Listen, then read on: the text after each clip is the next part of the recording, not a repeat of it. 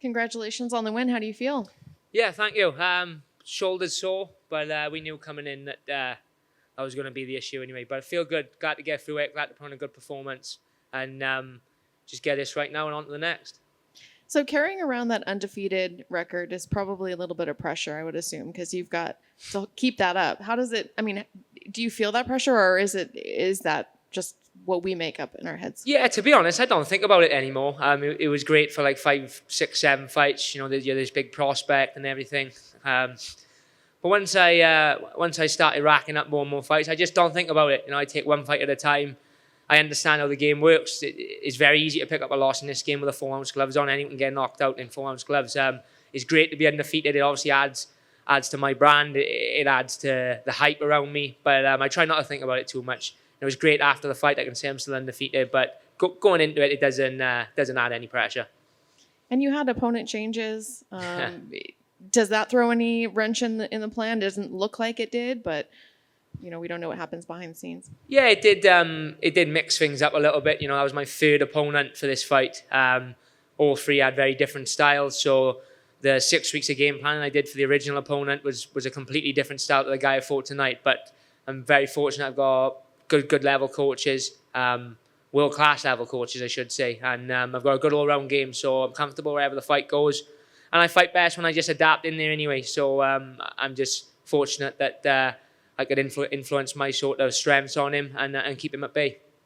And what did you think about him? And was it a UFC debut, coming off it tough? You know, was there any surprises? What do you have to say about him? He brought exactly what I expected, to be honest. He's a tough guy. I knew he wouldn't go away. He was scrappy. He was trying to induce me into a brawl. He was trying to trash talk me in there. I couldn't understand him though. So, you know, I didn't get caught up in it all. But I knew what he was going to bring to the table. I knew technically I was going to be the much better fighter. I knew the only way he could beat me is if he enticed me into a tear-up. And I'm very happy with how I kept my discipline, kept him at range, and just worked my game on him. Was there trash talk before the fight as well? No, we was both respectful before the fight. It was all smiles and handshakes at the weigh-in. But I've seen him fight on TAF and elsewhere, and he likes to talk when he's in there. So I expected that, you know. But it's nothing I haven't seen before. I've been in there with a few guys like him who like to talk. And look, when someone's talking to you during the fight and trying to entice you to plant your feet and throw, that usually means you're winning and you're beating them technically. So you know, I just thought keep doing what I'm doing. And I could hear in my corner shouting, "Don't fall into the trap! You know, don't fall into that stand and bang trap, and give him half a chance." So I'm not sure if you're aware that you're part of a historic little stat for this card. There are 4 dads cornering 4 sons tonight. How does it feel to be number one, the first one to take a win home? How does it feel to have your dad in your corner? Yeah, it's brilliant. You know, me and my father's been my head coach, him and Carl, since I was an amateur. So it's a great to be part of the stat. But to be honest, like a lot of people say to me, how does it feel to have your dad in your corner? But because I don't know no different, it feels how I assume everyone would feel. But he was there for the first fight, and he'll be there for the last. Same with Carl, you know, and same with all my team. So I'm just happy to have him there and on the journey with me. You know, he's worked hard as a coach for years, so has Carl, and it's nice to bring them along and get them the eyes on them that they deserve as well. And you mentioned in your post-fight you have a torn bicep, is that correct? Yeah, we assume. So I injured my shoulder 2 weeks ago in training before I flew out. When I got out here, the PI told me it was a torn bicep tendon. They did a great job, in all fairness to them, for the 8 days I've been out here. Got it to a point where it was bare. I mean, when I landed out here, I couldn't even throw a punch. So they got it in a good position, but obviously the wrestle and the clinch work was just non-existent for me tonight. I couldn't leverage, I couldn't squeeze. That's how I didn't finish that submission in the first round. So the doctors now are going to arrange me to get a scan back in the UK, and obviously we'll know what we're dealing with then in terms of recovery. Was there any discussion about not taking the fight, or was it just I'm going to do this no matter what? Because of the injury, you know, not because of the opponent. My coaches wanted me to give it a few days.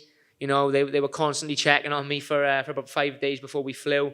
But if I can get in there, I'll get in there. You know, I've never pulled out a fight in my life, so I didn't want to start with this one. It was a big card full of Brits, and I didn't want to not be a part of it. And look, I got a good enough game that if I can get in there and you know, perform, I will. don't get me wrong, looking back, it could have gone horribly wrong probably if it had torn completely during the fight. But thankfully, I was able to keep it at bay. But I won't be going into the fights no more if I'm not 100%, because I did feel injured my wrestling a little bit. But you live and you learn. I got through it, got the win, and that's all that matters. And obviously, that's going to determine when you can get back in there. If it is a torn bicep, what kind of a recovery, and when do you expect to be able to get back in and fight?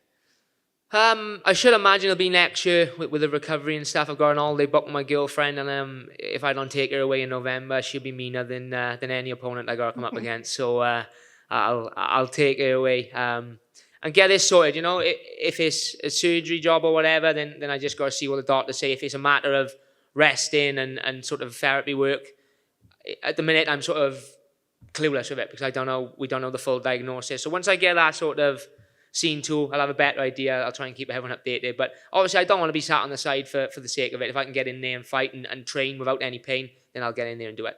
Thank you. Just a couple silly ones for me. I love your accent, by the way, but it's funny you talked about how you couldn't understand his trash talk. Have you ever had it where somebody's like, I know he's talking trash to me, but I can't understand a word he's saying?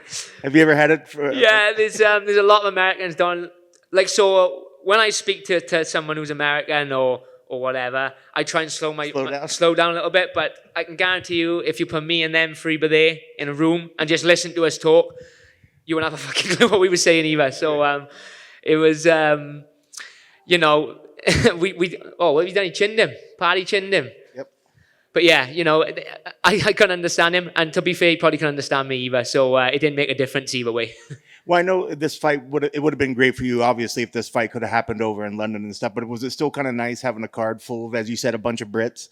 Yeah, of course. It's always great to share the card with the guys like Molly and Paddy I came up with on Cage Warriors. We're very friendly with them. Tom and Darren as well. Medescus, I'm good friends with. And obviously Tom and Darren at the top of the bill. So it's nice to have that. Although we're not in the UK, there's still a lot of British eyes, a lot of British audience watching because of the time and because of Till being the main event. So it's great to be a part of it. I think it's the strongest talent base the UK have had on one card for years and years, I think now. So it's good to be a part of it. And you got to have Bisping calling as well. That's got to be nice. That was the icing on the cake, huh? Who else to have the big British card called than the best to ever do it from the UK himself, Michael Bisping. Congrats on the victory. Thank you.